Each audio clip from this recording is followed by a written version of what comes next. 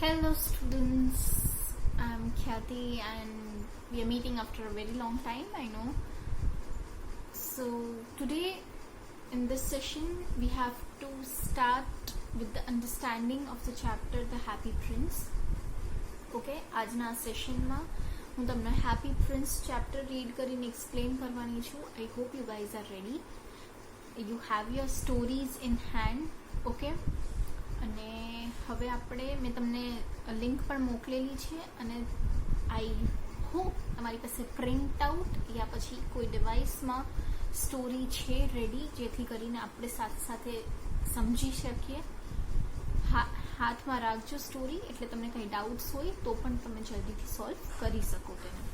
Okay, let us start. The happy prince. પહેલા આપણે એનું ઇન્ટ્રોડક્શન સ્ટડી કરીએ. એ તમારી પાસે નહીં હોય, સ્ટોરીથી હશે, પણ focus on this part also. The happy Prince is a fairy tale. It upholds love for humanity as the ultimate virtue. The prince in the story is not a living prince. He is the statue of a dead prince decorated with gold leaves and precious stones. He is known as the happy prince because there is a smile on his lips, but the smile gradually gives way to tears. He cannot help crying over the scenes of misery in the houses of the poor. He decides to help them with his gold leaves and costly stones. શું કહે છે? Happy prince જે છે એ એક ફેરી ટેલ છે. Okay, જે આપણને humanity, માણસાઈ વિશે શીખવા માંગે છે. આમાં જે પ્રિન્સ જે છે જેની વાત કરવામાં આવી છે એ એક જીવતો પ્રિન્સ નથી, એ એક મરેલા પ્રિન્સનું સ્ટેચ્યુ છે, જેને ગોલ્ડથી અને પ્રેશિયસ સ્ટોન્સથી, આપણે જે સેફાયર્સ અને રૂબીની વાત કરી, એ પ્રેશિયસ સ્ટોન્સ છે એનાથી સજાવવામાં આવેલું છે. તેને હેપી પ્રિન્સ તરીકે ઓળખવામાં આવે છે કેમ કે તેની ફેસ ઉપર હંમેશા એક સ્માઇલ તમને જોવા મળે છે. ઓબ્વિયસલી સ્ટેચ્યુઝમાં તો હસતા સ્ટેચ્યુઝ બનાવશું ને આપણે, કંઈ રોતા હોવા સ્ટેચ્યુ થોડી બનાવશું દુઃખી, જેના જોઈને આપણે થઈ જાય. એટલે હેપી પ્રિન્સના સ્ટેચ્યુમાં હંમેશા આપણને એક સ્માઇલ જ જોવા મળે છે. પણ એ સ્માઇલ એના મનમાં દુઃખ બનતું જાય છે અને એ રડવા લાગે છે. શું કામ એ રડે છે? કેમ કે એને બધા ઘરમાં આટલું બધું દુઃખ દેખાય છે, તેથી તેનાથી રહેવાતું નથી અને તે રડવા લાગે છે.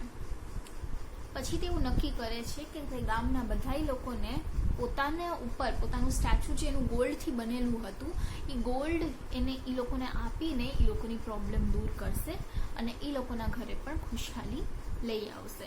એટલે કે એ નક્કી કરે છે કે મારી ઉપર જે ગોલ્ડ લીવ્સ એટલે કે ગોલ્ડ જે પાથરેલું છે અને જે પ્રેશિયસ સ્ટોન્સ, એના આંખમાં સેફાયર્સ હતા, એની તલવારમાં રૂબી હતી, એ બધું હું આ માણસોને આપીને હું એ લોકોની મદદ કરીશ.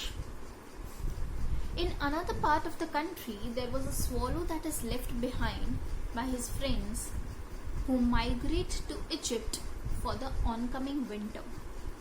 The lone swallow lands in the city of the happy prince to spend a night and settles down to rest on the prince's feet. The little swallow acts as the prince's messenger and gives away all his wealth. After helping the prince to give all that he has, the swallow falls dead at his feet, unable to bear the cold. His death breaks the prince's heart into two. The city's authorities don't find the statue attractive anymore, since the golden exterior is gone. They dismantle and melt the metallic body. However, the men at the foundry are unable to melt the leaden heart, and it is dumped near the swallow's body. God's angels then pick up the dead swallow and the prince's heart as the most precious thing on earth as at his command, and the two attain an everlasting place in heaven. Thus, the story teaches a very useful and very true lesson that God loves those who love their fellow human beings. હવે શું કહેવા માંગે છે કે આ આપણે પ્રિન્સની વાત કરી.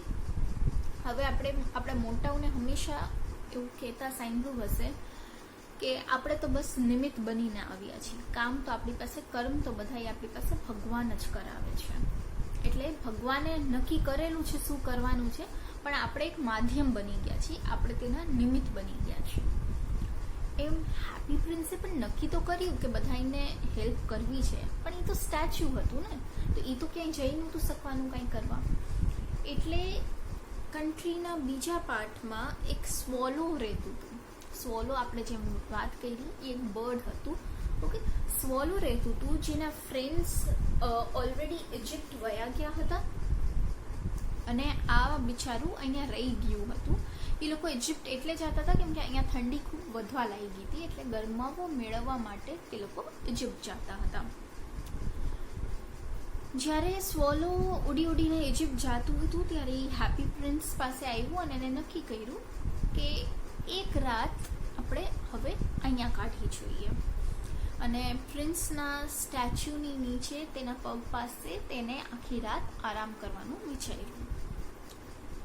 હવે લિટલ સ્વોલો જે છે એ પ્રિન્સના કહેવા ઉપર એનો મેસેન્જર બને છે અને બધાય લોકોને એ હેલ્પ કરવા માટે જવા લાગે છે.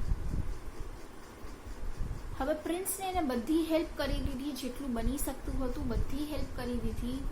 પછી સ્વોલો જે છે એ મરી જાય છે પ્રિન્સના ફીટ ઉપર જ, કેમ કે તેનાથી ઠંડી સહન નથી થતી.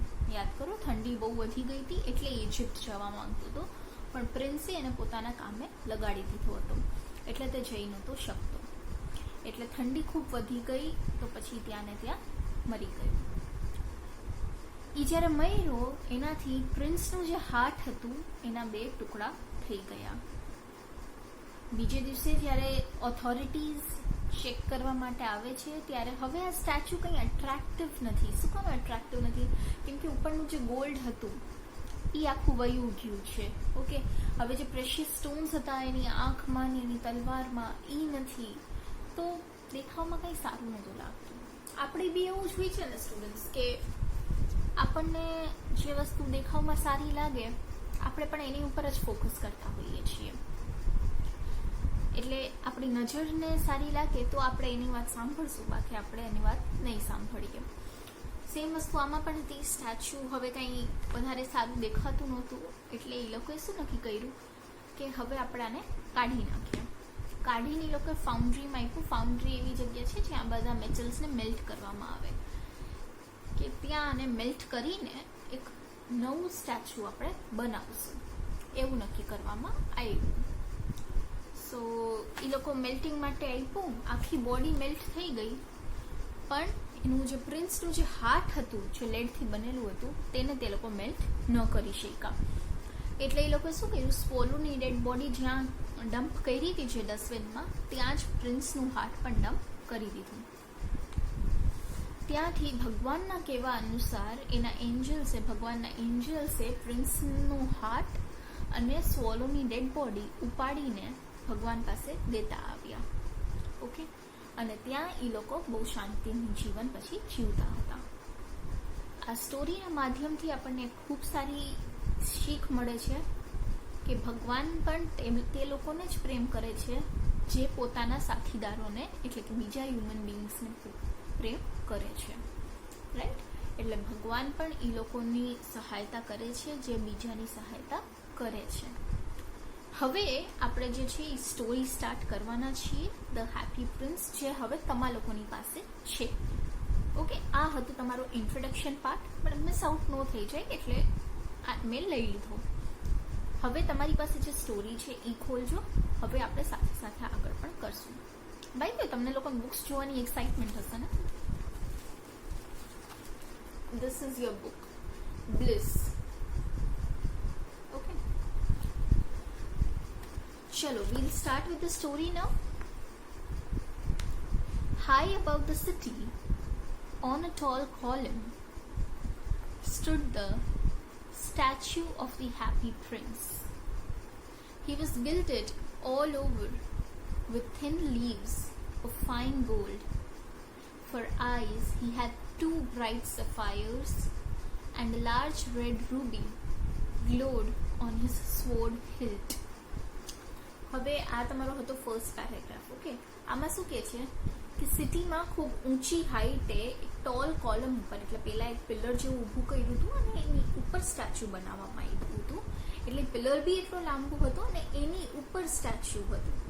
Okay, stood the statue of the happy prince. એની ઉપર હેપી પ્રિન્સનું સ્ટેચ્યુ બનાવવામાં આવ્યું હતું. He was gilded. ગિલ્ડેડ એટલે કે covered all over with thin leaves of fine gold. આખું ગોલ્ડની પાતળી પાતળી લેયરથી એનું બોડી કવર્ડ હતું. For eyes he had two bright sapphires. એની આંખમાં બે આંખો sapphires થી બનેલી હતી. And a large ruby glowed on his sword hilt. અને એની પાસે જે તલવાર હતી, તલવાર એટલે sword, એમાં લાલ કલરની રૂબી પણ રાખવામાં આવી હતી. ઓકે, સફાયર્સ એટલે તમારે લખવું હોય તો લખી લ્યો. A transparent precious stone, typically blue કલરનું હોય છે. અને રૂબી મેં તમને કીધું એમ એ રેડ કલરનું હોય છે. એ પણ સેમ રીતના પ્રેશિયસ સ્ટોન જ હોય છે. He was very much admired indeed. He is as beautiful as a weathercock, remarked one of the town councillors, who wished to gain a reputation for having artistic tastes, only not quite so useful, he added, fearing lest people should think him unpractical, which he really was not. એના ખૂબ જ વખાણ થતા હતા. બધાએ એના ખૂબ વખાણ કરતા, ખૂબ સરસ છે, ખૂબ સરસ છે. એક ટાઉન કાઉન્સિલર એમ કહે છે કે આ તો એક વેધરકોક જેવું દેખાય છે, પણ કંઈ યુઝફુલ નથી, કંઈ કામનું નથી. એને એમ હતું કે હું એવું કહીશ, વેધરકોક જેવા મોટા શબ્દો યુઝ કરીશ તો બધાને એમ લાગશે ઓહો આ કેટલો નોલેજેબલ છે, કેટલો નોલેજેબલ છે. પણ અનપ્રેક્ટિકલ વાત પણ ન લાગે, એટલે પછી એને એમ કીધું કે આ કંઈ પણ યુઝફુલ બહુ નથી એમ. Why can't you be like the happy prince? Asked the sensible mother of a little boy who was crying for the moon. The happy prince never dreams of crying for anything. છોકરો હશે એને moon સુધી જવું હશે, moon ઉપર બહુ પ્રશ્નો પૂછતો હશે અને એની ઈચ્છા હશે કે મારે ત્યાં જવું છે, એટલે રડવા લાગ્યો. તો એના મમ્મી એને ખીજાતા ખીજાતા એમ કહે છે કે તું આ હેપી પ્રિન્સ જેવો બનને, બધી વાતે હસતો જ હોય, શું આખો દી રડારડ કરે છે. હેપી પ્રિન્સ ક્યારેય રોવાની વાતો ન કરે. આપણે નાના બાળકોને એમ સમજાવતા હોય ત્યારે એમ કહીએ ને કે શું હવે આવી વાતો તું કરસ, આ મોટા લોકોને જો એ લોકો આવી રીતના બિહેવ કરે છે. એવી જ રીતના એ લોકો કાર્ટૂન જોતા હોય ત્યારે તો આપણે કાર્ટૂનના એક્ઝામ્પલ આપતા હોઈએ કે આ જો ડોરેમોન કંઈ આવી રીતના રડવા લાગે છે. એટલે સેમ રીતના એની મમ્મી પણ એને સમજાવવાની ટ્રાય કરે છે કે હેપી પ્રિન્સની જેમ બની, કંઈ નાની નાની વાતે રડવા નથી લાગતો, તું પણ તમારો પ્રિન્સ છો ને, એટલે તારે પણ નથી રડવાનું. I am glad there is someone in the world who is quite happy, muttered a disappointed man as he gazed at the wonderful statue. એક વખત આ સ્ટેચ્યુની પાસે આવીને એક બહુ દુઃખી માણસ એમ બોલે છે કે ચલો હું ખુશ છું કે આ દુનિયામાં કોક તો એવું છે જે ખુશ છે પોતાની લાઈફથી, બધાને નતર કંઈ ને કંઈ દુઃખ રીએ જ છે. He looks just like an angel, said the charity children as they came out of the cathedral in their bright scarlet cloaks and their clean white pinafores. હવે એક વખત ચેરિટીવાળા ચિલ્ડ્રનને લઈ ગયા હશે ટ્રીપ ઉપર જોવા માટે કેથેડ્રલ ચર્ચમાં. તો એ લોકોએ બ્રાઇટ સ્કાર્લેટ ક્લોક્સ એટલે જેકેટ્સ અને ક્લીન વ્હાઇટ પિનાફોર્સ એટલે જે આપણે યુનિફોર્મ્સ કોન્વેન્ટ સ્ટુડન્ટ્સના જોતા હોય છે એ પિનાફોર્સ હોય છે, ફ્રોક જેવું પહેરેલું હોય એને પિનાફોર કહેવાય છે. ઓકે, તો એ ચિલ્ડ્રન એમ કહે છે કે આ તો એકદમ એન્જલ જેવું લાગે છે. How do you know? Said the mathematical master. You have never seen one. એટલે એના મેથ્સના માસ્ટર એમ પૂછ્યું છે તને કેમ ખબર, તે તો ક્યારે એક એન્જલે નથી જોયું. But we have in our dreams, answered the children, And the mathematical master frowned and looked very severe, for he did not approve of children dreaming. એટલે બાળકો એમ કીધું કે અમે જોયું છે ને અમારા સપનામાં તો એન્જલ્સ આવતા જ હોય છે. આ સાંભળીને એ માસ્ટરને થોડો ગુસ્સો આવી ગયો, કેમ કે એ એક એવા માસ્ટર હતા જે છોકરાઓને ડ્રીમ કરતા ન શીખવાડતા. આ રીતના થવું જોઈએ એટલે આમ જ થવું જોઈએ, આની બારે તમારે નહીં જવાનું, અનપ્રેક્ટિકલ વાતો નહીં કરવાની, right. One night there flew over the city a little swallow. His friends had gone away to Egypt 6 weeks before, but he had stayed behind, for he was in love with the most beautiful reed. He had met her early in the spring as he was flying down the river after a big yellow moth, and had been so attracted by her slender waist that he had stopped to talk to her. પછી એક રાતના આ city પાસેથી એક નાનો એવો સ્વોલો એટલે કે બર્ડ પાસ ઓન થતું હતું. એના ફ્રેન્ડ્સ જે છે એ ઓલરેડી ઇજિપ્ત વયા ગયા હતા 6 weeks બિફોર, એટલે 1.5 મહિના પહેલાં. એક મહિનામાં 4 વીક હોય અને આ લોકો 6 weeks પહેલાં વયા ગયા હતા, એટલે કે 1.5 મહિના પહેલાં એના ફ્રેન્ડ્સ ઓલરેડી ઇજિપ્ત વયા ગયા હતા. પણ આ રૂકી ગયો હતો કેમ કે આને એક બ્યુટિફુલ રીડથી પ્રેમ થઈ ગયો હતો. હવે રીડનો મિનિંગ તમારે લખવો હોય તો લખી લ્યો. અ ટોલ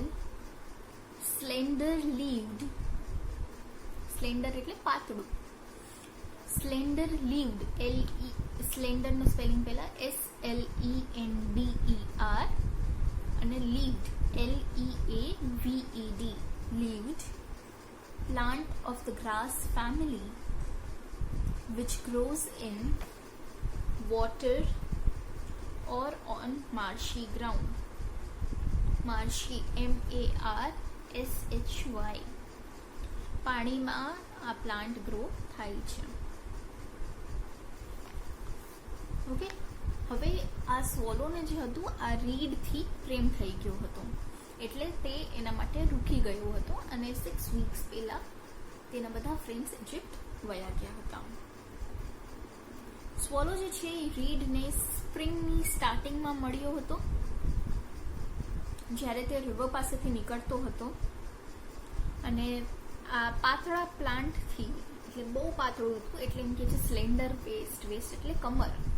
ઓકે, આપણે બધા મૂવીઝમાં એમ દેખાડતા હોય કે છોકરાઓને પાતળી કમરવાળી છોકરીઓ વધારે ગમે છે, એવી જ રીતના આમાં પણ સ્ટોરીમાં દેખાડ્યું છે કે બહુ પાતળી હતી એ, એટલે સ્લેન્ડર વેસ્ટ એટલે હ્યુમન્સની સાથે એને રિલેટ કરવા માંગે છે કે સ્લેન્ડર વેસ્ટ એની પાતળી કમર હતી, એટલે એનાથી અટ્રેક્ટ થઈ ગયો અને તેની સાથે વાત કરવા જવા લાગ્યો. Shall I love you?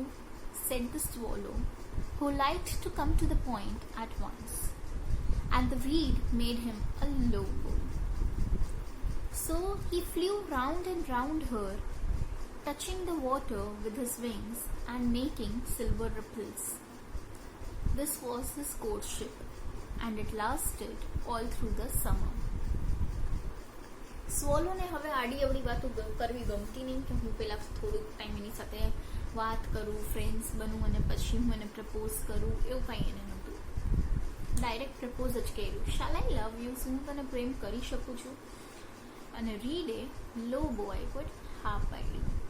આમ દેટ ઇઝ કોલ્ડ લો બો. તો એને હા પાડી.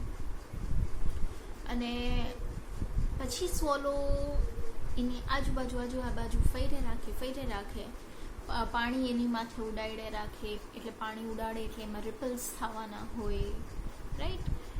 આવી રીતના એ લોકોનું રિલેશનશિપ ચાલુ થઈ ગયું અને એ આખું સમર ચાલ્યું. It is a ridiculous attachment, twittered the other swallows. She has no money and far too many relations. And indeed, the river was quite full of reeds. Then when the autumn came, they all flew away. પણ સ્વોલો અને રીડના આ રિલેશનથી બીજા સ્વોલોઝ ખુશ નહોતા. એ લોકો આ સ્વોલોને સમજાવતા કે આ રિલેશન તારું નહીં ચાલે, આ બહુ રિડિક્યુલસ, બહુ ખોટી વાત તું કરસ, નોનસેન્સ જેવી વાત તું કરસ, એની આગળ રૂપિયા પણ નથી અને એની પાસે બીજા બધા રિલેશન્સ પણ ખૂબ બધા છે. તમારા ફ્રેન્ડ્સ જ્યારે ખોટા રિલેશન્સમાં ચડી ગયા હોય ત્યારે તમે પણ એને સમજાવતા છો કે સામેવાળું પાર્ટનરમાં આ નથી, ખોટ છે, આટલી બધી ખોટ છે, તો કેવી રીતના રહીશ. સેમ રીતના સ્વોલોના ફ્રેન્ડ્સ પણ તેને ખૂબ સમજાવતા હતા. પછી જ્યારે ઓટમ આવ્યું ત્યારે એ લોકો બધા વયા ગયા.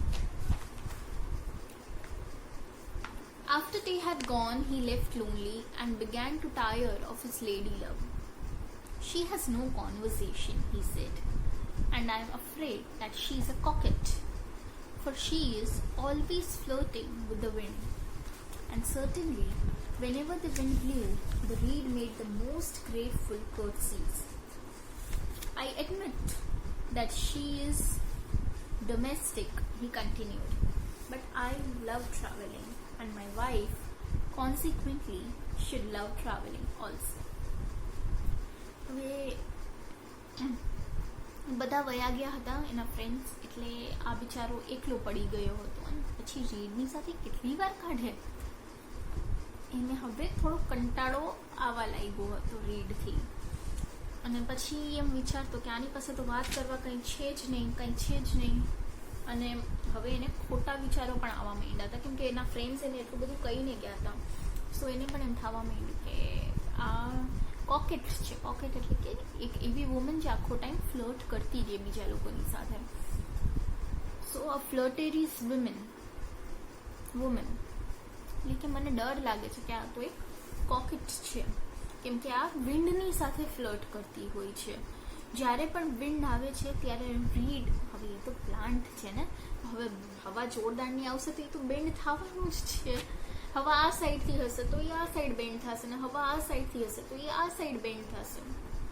પણ આ છે બી એક અબનોર્મલ રિલેશન, એટલે વી કેન અન્ડરસ્ટેન્ડ કે ઓકે ફાઇન, ઠીક છે. એટલે સ્વોલો હવે ઇનસિક્યોર થવા માંડ્યો કે આ તો વિન્ડની સાથે ફ્લર્ટ કરે છે, વિન્ડ આવે છે તો આ એની સાથે સાથે એ સાઈડ વહી જાય છે, વિન્ડ આમથી આવે તો એ આ સાઈડ બેન્ડ થઈ જાય છે, અને વિન્ડ પ્રત્યે કંઈક લાગે છે.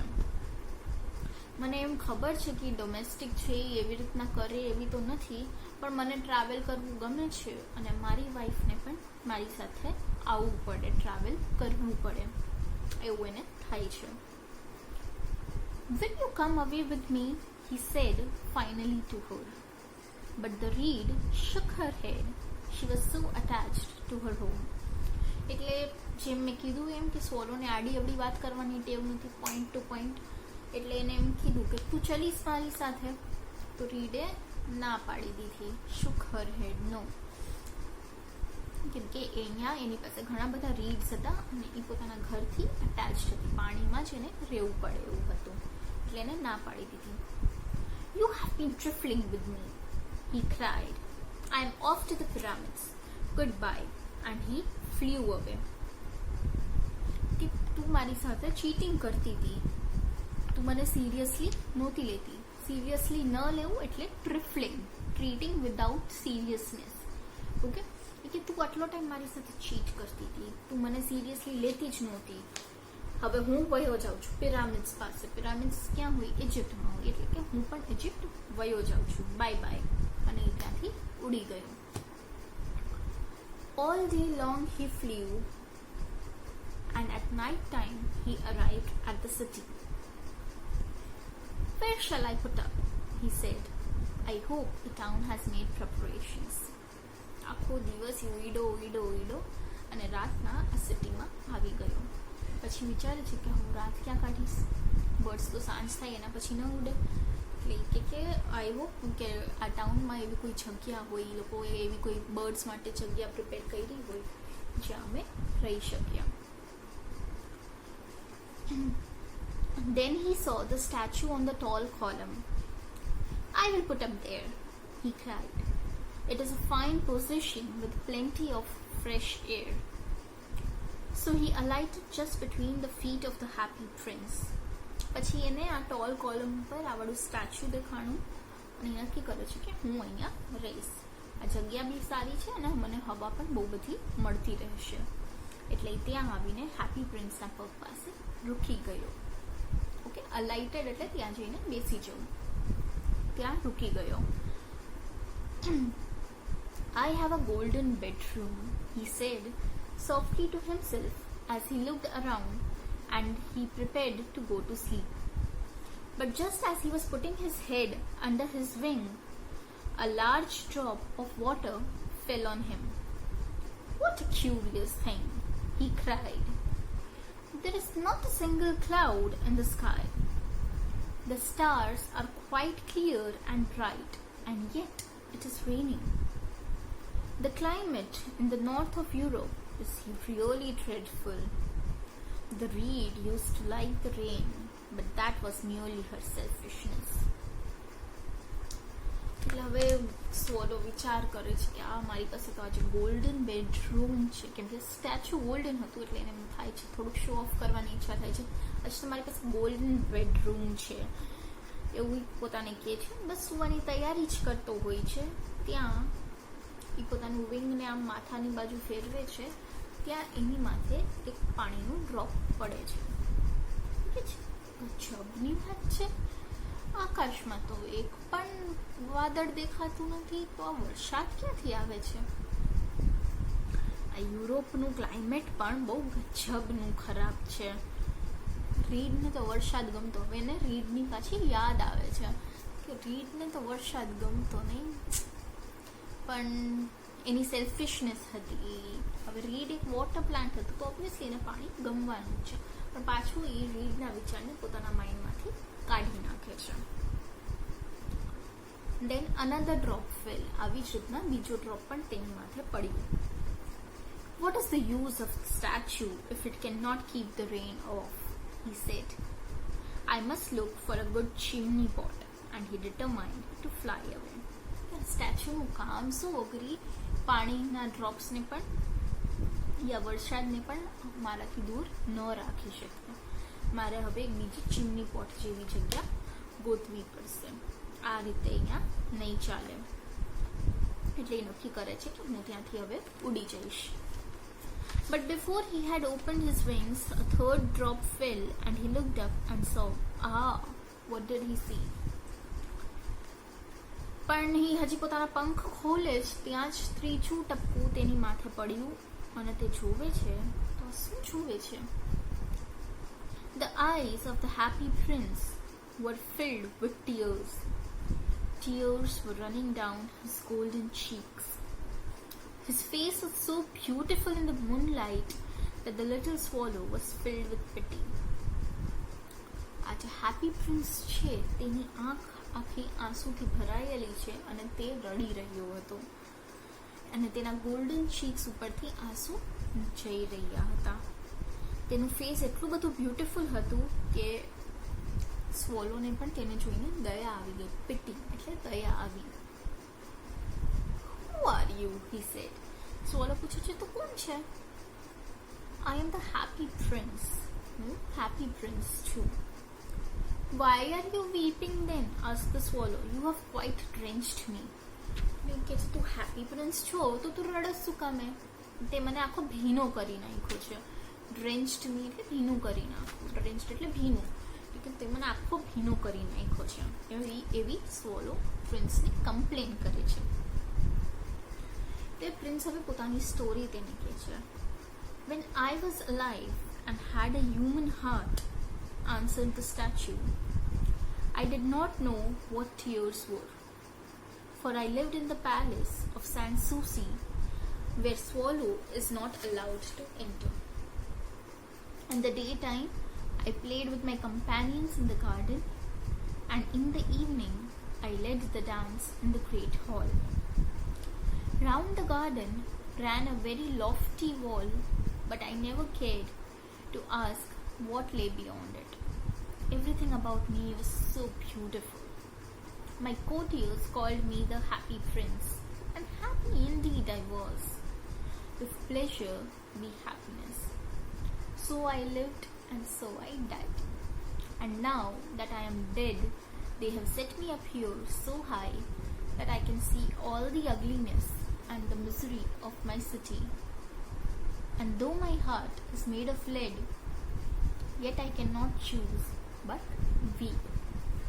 હવે હેપી પ્રિન્સ તેને આખી વાત સ્વોલોને એક્સપ્લેન કરે છે કે હું જ્યારે જીવતો હતો અને જ્યારે મારી પાસે માણસ જેવું દિલ હતું ત્યારે મને ખબર નહોતી રડવાનું શું હોય કે આંસુ શું હોય, કેમ કે હું એક સેન્સ સુસી નામની જગ્યામાં મારું એક પેલેસ હતું, મહેલ હતું, હું ત્યાં રહેતો, જ્યાં દુઃખને અંદર આવવું પણ અલાઉડ નહોતું. દિવસના વખતે હું મારા ફ્રેન્ડ્સની કમ્પેનિયન્સની સાથે ગાર્ડનમાં રમતો, સાંજે હું ગ્રેટ હોલમાં ડાન્સ કરતો. ગાર્ડનની આજુબાજુ એટલી લોફ્ટી વોલ એટલે કે બહુ લાંબી મોટી દિવાલ હતી અને મેં ક્યારેય એટલી ચિંતા પણ ન કરી કે હું ક્યારેય કોઈને પૂછું કે આ દિવાલની આજુબાજુ આની પાર શું થાય છે, શું દુનિયા છે. હું એની અંદર ઘેરાયેલો જ રહેતો હતો. આજુબાજુ મારી બધી વસ્તુ બહુ બ્યુટિફુલ હતી. એટલે મારા કોર્ટિયર્સ, મારા જે પેલેસમાં કામ કરતા હોય ને કોર્ટિયર્સ કહેવાય ને, એના મંત્રી બધા કે મારા કોર્ટિયર્સ જે હતા એ મને હેપી પ્રિન્સ કહીને બોલાવતા. હું ખુશ પણ હતો, મને શું ચિંતા હતી, ચિંતા તો મને થતી જ નહીં કંઈ. આવી જ રીતના હું જીવો ને આવી જ રીતના હું મર્યો.